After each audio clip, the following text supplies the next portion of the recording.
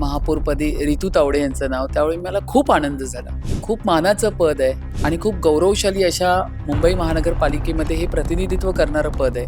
इतकी वर्ष त्यांचा मेयर होता, आज भारतीय जनता पक्षाचा महायुतीचा मेयर बसला, हेच त्यांना थेट उत्तर आहे. त्या फुटपाथला कोणी एन्क्रोच केलंय? हे जे अनधिकृत बांगलादेशी फेरीवाली, आता ह्या फेरीवाल्यांना तिथे कोणी बसवलंय? गेले 4.5-5 वर्षापासून ह्यांचे पेपरवर्क कसे तयार झाले, ह्यांचे जन्म प्रमाणपत्र कसे तयार होतात, ह्यांचे आधार कार्ड कसे बनतात, त्या अधिकाऱ्यांचे पण आम्ही घेणार आहोत नंतर, की कोणी कोणी ह्यांना मदत केलेली आहे तीही सगळी चौकशी होणार. पण आता तुर्तास जी आम्ही मोहीम चालवलेली आहे की अनधिकृत बांगलादेशी त्यांना उठवण्याचं काम नक्की करू. कोविडमध्ये पण भ्रष्टाचार केला त्यांनी, खिचडीचा भ्रष्टाचार असेल, कफनचा भ्रष्टाचार असेल, असं मागे वळून बघितलं इतके भ्रष्टाचार आहेत की मुंबईमध्ये बघा ना तुम्ही, प्रत्येक पावसाळ्यात मुंबई का तुंबत राहते, का पाणी भरत राहतं, का खड्डे पडतात. तुम्ही करोडो रुपयाचे कॉन्ट्रॅक्ट दिलेत, तुम्हीच दिले होते ना. मी अशी महापौर असणार की मी जास्त केबिनमध्ये न बसता जनतेमध्ये उभी राहिलेली दिसणार. मुंबईमधले काही विषय आहेत, एवढं नक्की सांगते की ही कामं आमच्या ट्रिपल इंजिन सरकारमध्ये नक्की पूर्ण करते. मला असं म्हणायचं आहे की पक्ष मतभेद विसरून एक दिलाने आणि एक विचाराने तुमच्याही काही चांगल्या सूचना घेऊन सभागृह चालला पाहिजे. नमस्कार, मी प्रियांका भोसले, मॅक्स महाराष्ट्रामध्ये आपलं स्वागत. आज आपल्यासोबत मुंबईच्या होणाऱ्या म्हणजेच होऊ घातलेल्या महापौर रितू तावडे आपल्यासोबत आहेत. त्यांच्याकडनं आपण काही महत्त्वाच्या विषयांवरती जाणून घेणार आहोत. नमस्कार मॅडम. मला सांगा की ज्यावेळेस महापौर म्हणून ज्यावेळेस तुमच्या नावाची घोषणा करण्यात आली त्यावेळेस तुमची सगळ्यात पहिली भावना काय होती? आमच्या देशाचे पंतप्रधान आदरणीय नरेंद्र मोदी साहेब, आदरणीय अमित शहाजी आणि आमच्या महाराष्ट्राचे आमचे देवाभाऊ मुख्यमंत्री आदरणीय देवेंद्र फडणवीस साहेब, महाराष्ट्र प्रदेशचे आमचे रवींद्र चव्हाण साहेब, मुंबईचे अध्यक्ष अमित साटमजी आणि आमचे उपमुख्यमंत्री एकनाथ शिंदेजी, यांच्या सगळ्यांच्या आशीर्वादाने ज्यावेळी माझी घोषणा झाली महापौरपदी रितू तावडे यांचं नाव, त्यावेळी मला खूप आनंद झाला. खूप मानाचं पद आहे आणि खूप गौरवशाली अशा मुंबई महानगरपालिकेमध्ये हे प्रतिनिधित्व करणारं पद आहे. त्यामुळे मला आनंद तर खूपच झाला. त्या क्षणी 1 सेकंदासाठी विश्वास बसेना परमेश्वराचं नाव घेतलं, देवाचं नामस्मरण केलं आणि नंतर चालत मी आले. पण त्या क्षणी माझ्या मनात पटकन दुसरा विषय हाच आला की खूप जबाबदारीचं पद आहे. तर म्हणजे आनंदही झाला आणि जबाबदारी दोन्ही गोष्टी मनात निर्माण झाल्या. बरं, मला सांगा की प्रभाकर पैजे होते, ते मुंबईचे भाजपाचे पहिले महापौर होते. तर आतापर्यंत जो भाजपाचा प्रवास होता तो उपमहापौर पदापर्यंत मर्यादित राहिला होता आणि आज इतक्या वर्षानंतर भाजपाला महापौर पद मिळणार आहे. हा आम्हाला जनतेने दिलेला कौल आहे. भारतीय जनता पक्षाचं जे काम आहे ग्रास रूटवरती, ते लोकांनी पाहिलेलं आहे आणि हा कौल आम्हाला आमच्या जनतेने दिलेला आहे. त्यामुळे ही इतकं मोठं मॅन्डेट आम्हाला मिळालं, संख्या मिळाली. महायुतीचे जवळपास एवढे सगळे नगरसेवक आलेत आणि त्याच्यानंतर इतक्या प्रवासानंतर, इतक्या मेहनतीनंतर लोकांनी पाहिलं की नाही, आपल्याला यावेळी भारतीय जनता पक्षाला संधी दिलीच पाहिजे. कारण भारतीय जनता पक्ष हा अडीअडचणीत लोकांबरोबर उभा आहे आणि म्हणूनच आम्हाला खूप आनंद आहे की आम्हाला हे मॅन्डेट मिळालं आणि ह्यापर्यंत आम्ही पोचलो. महापौर म्हणून तुमचा पहिला प्राधान्यक्रम काय असणार आहे? जनतेची सेवा, जनतेमध्ये माझी कायमची उपस्थिती.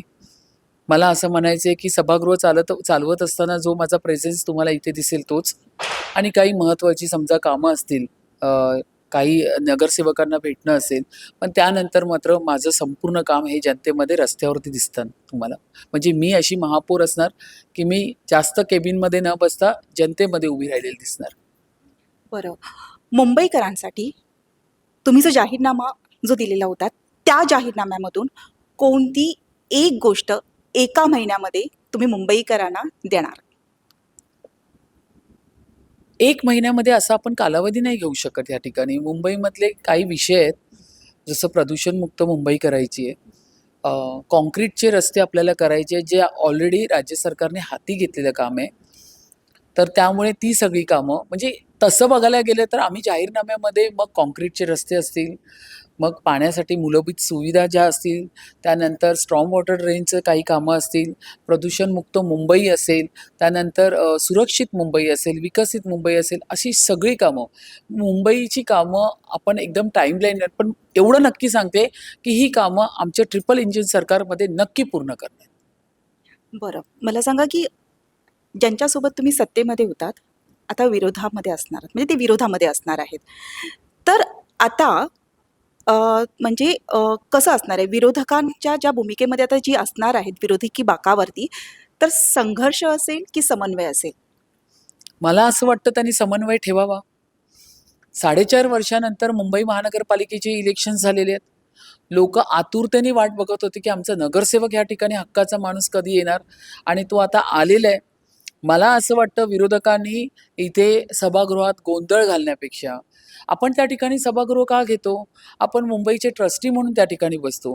प्रत्येक नगरसेवक वॉर्डचा आपला एक-एक विषय घेऊन त्या ठिकाणी घेतो. त्या ठिकाणी जर तुम्ही गोंधळ घालायचं ठरवलं, सभागृह चालू द्यायचं नाही ठरवलं, तर लोकांची कामं होणार कशी? मला असं म्हणायचं आहे, की पक्ष मतभेद विसरून एक दिलाने आणि एक विचाराने तुमच्याही काही चांगल्या सूचना घेऊन सभागृह चालला पाहिजे. भ्रष्टाचार मुक्त मुंबई करण्यासाठी म्हणजे तुमच्या ह्याच्यामध्ये की बांगलादेशी जो आहे तर त्यांचा एक महत्त्वाचा मुद्दा होता. तर त्यासाठी तुम्ही काय पाऊल उचलणार? मुंबईकर हे टॅक्सपेयर आहेत.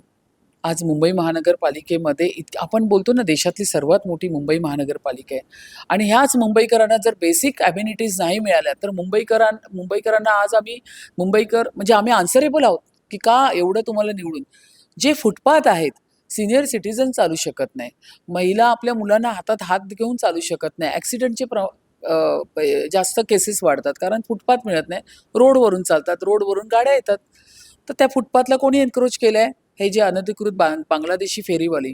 आता ह्या फेरीवाल्यांना तिथे कोणी बसवलंय गेले 4.5-5 वर्षापासून? ह्यांचे पेपरवर्क कसे तयार झाले? ह्यांचे जन्म प्रमाणपत्र कसे तयार होतात? ह्यांचे आधार कार्ड कसे बनतात? त्या अधिकाऱ्यांचे पण आम्ही घेणार आहोत नंतर, की कोणी ह्यांना मदत केलेली आहे. तीही सगळी चौकशी होणार. पण आता तुर्तास जी आम्ही मोहीम चालवलेली आहे, की अनधिकृत बांगलादेशी त्यांना उठवण्याचं काम नक्की करणार. बरं, शिवसेनेचा तुम्ही म्हटलेलात की एक भ्रष्टाचार जो आहे, तर त्या संदर्भात आता तुमची काय भूमिका असणार? 25 वर्षाचा भ्रष्टाचार आहे. 1-2 वर्षाचा नाहीये. मुंबई महानगरपालिकेमध्ये कोविडमध्ये पण भ्रष्टाचार केला त्यांनी. खिचडीचा भ्रष्टाचार असेल, कफनचा भ्रष्टाचार असेल.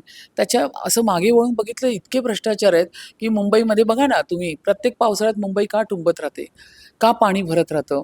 का खड्डे पडतात? तुम्ही करोडो रुपयाचे कॉन्ट्रॅक्ट दिलेत. तुम्हीच दिले होते ना?